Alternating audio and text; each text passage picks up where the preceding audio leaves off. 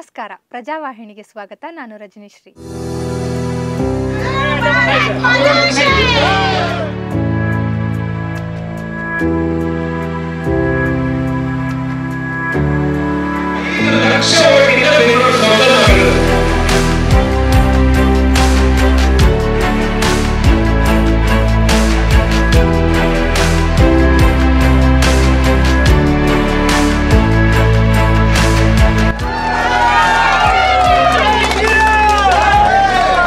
ಎಲ್ಲರೂ ಕೂಡ ಅದರಲ್ಲಿ ಪಾಲ್ಗೊಳ್ಳಬೇಕು, ಯಶಸ್ವಿ ಮಾಡಬೇಕು. ಮಾಡ್ಬೋದಾ?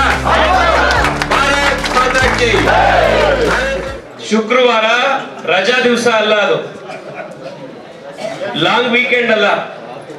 ಮನೆಯಲ್ಲಿ ತಿಂಡಿ ಬೋಂಡ ಮಾಡಿಸ್ಕೊಂಡು ಸೀರಿಯಲ್ ನೋಡಕ್ಕಿರೋ ದಿವಸ ಅಲ್ಲ ಅದು. ಅದೇನಿದ್ರು ಸಾಯಂಕಾಲ 6 ಗಂಟೆ ಮೇಲೆ. ಅಲ್ಲಿ ತನಕ ಮನೆಯಿಂದ ಪ್ರತಿಯೊಬ್ಬರನ್ನು ಕರ್ಕೊಂಡ್ಬಂದು ಬಿಜೆಪಿಗೆ, ಕಮಲದ ಗುರುತಿಗೆ ಕ್ರಮ ಸಂಖ್ಯೆ 2 ಇದೇನಿದು ವಿಕ್ಟ್ರಿ ನಂಬರ್ ಅಲ್ಲೇ ಕೊಟ್ಬಿಟ್ಟಿದೆ ರಿಸಲ್ಟ್ ಏನು ಅಂತ.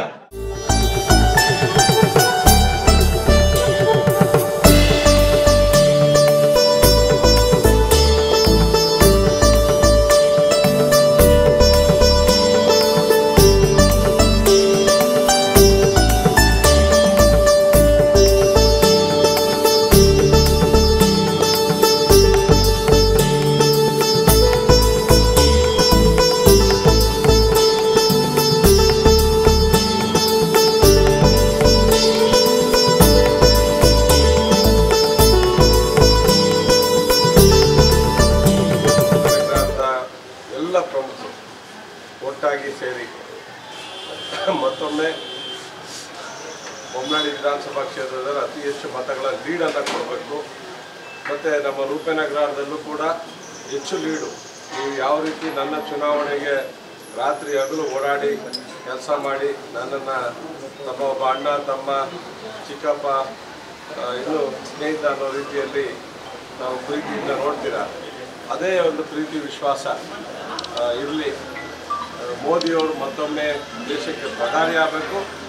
ತೇಜಸ್ವಿ ಸೂರ್ಯ ಅವರು ಮತ್ತೊಮ್ಮೆ ಈ ಭಾಗದ ದಕ್ಷಿಣ ಲೋಕಸಭಾ ಕ್ಷೇತ್ರದಲ್ಲಿ MP ಆಗಿ ಗೆಲ್ಲಬೇಕು. ನೀವೆಲ್ಲರ ಆಶೀರ್ವಾದ ಇರಲಿ. ಬಾಬು, ನಮ್ಮೆಲ್ಲ ಸ್ನೇಹಿತರು ಒಟ್ಟಾಗಿ ಕೆಲಸ ಮಾಡಿ ಅಂತ ಕೇಳ್ಕೊಳ್ಳಿಕ್ಕೆ ಅಲ್ಲಿ ಬಂದಿದ್ದೇವೆ.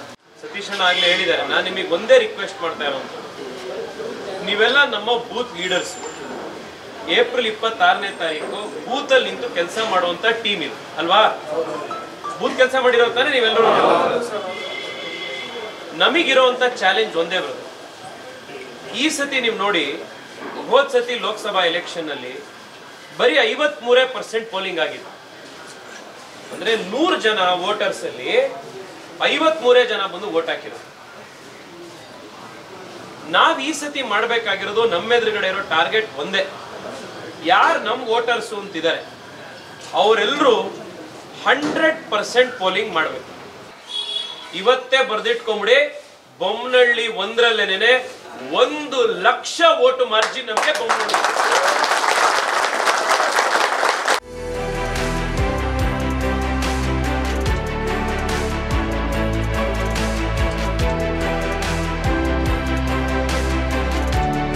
ಇವತ್ತು ಬೊಮ್ಮನಹಳ್ಳಿಯ ಎಲ್ಲ ಪ್ರಮುಖರ ಮನೆಗಳಿಗೆ, ಕಾರ್ಯಕರ್ತರ ಮನೆಗಳಿಗೆ ಭೇಟಿ ನೀಡಿ ಈ ಭಾಗದ ಜನರ ಮಧ್ಯದಲ್ಲಿ ನರೇಂದ್ರ ಮೋದಿಯವರನ್ನು ಮತ್ತೆ ಗೆಲ್ಲಿಸಬೇಕು ಅನ್ನುವಂಥ ಪ್ರಚಾರ ಮಾಡಿದ್ದೀವಿ.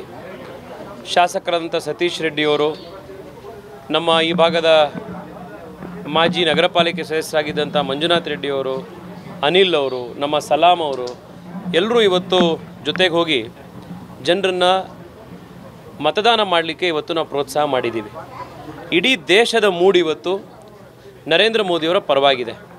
ಚಿಕ್ಕ ಮಕ್ಕಳಿಂದ ವಯಸ್ಸಾದವ್ರವರೆಗೆ ಎಲ್ಲರೂ ಕೂಡ ಇವತ್ತು ಮೋದಿಯವರು ಮತ್ತೆ ದೇಶದ ಪ್ರಧಾನಿ ಆಗಬೇಕು ಅಂತ ಒಕ್ಕೊರಲಿನಿಂದ ಹೇಳ್ತಾ ಇದ್ದಾರೆ. ನಾನು ಬೆಂಗಳೂರಿನ ಜನರನ್ನು ಮನವಿ ಮಾಡುವಂಥದ್ದು ಅಂದರೆ, ಹೋದ ಬಾರಿ ಬೆಂಗಳೂರಿನಲ್ಲಿ ಕೇವಲ 53% ಮಾತ್ರ ಮತದಾನ ಆಗಿದ್ದಿತ್ತು.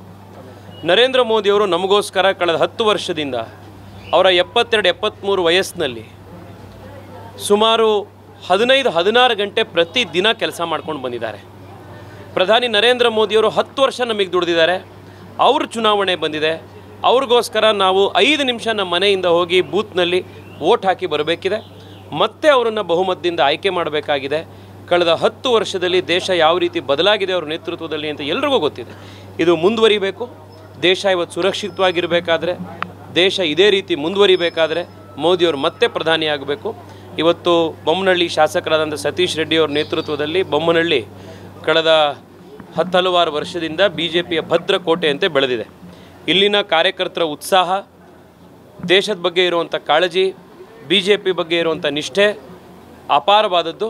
ನನಗೆ 100ಕ್ಕೆ 100 ವಿಶ್ವಾಸ ಇದೆ. ಈ ಸತಿ ಬರೀ ಬೊಮ್ಮನಹಳ್ಳಿ ವಿಧಾನಸಭಾ ಕ್ಷೇತ್ರದ 1ರಿಂದಲೇ 1 ಲಕ್ಷ ಮತಗಳ ಅಂತರದಿಂದ ನಾವು ಚುನಾವಣೆಯನ್ನು ಜಯಗಳಿಸ್ತೇವೆ.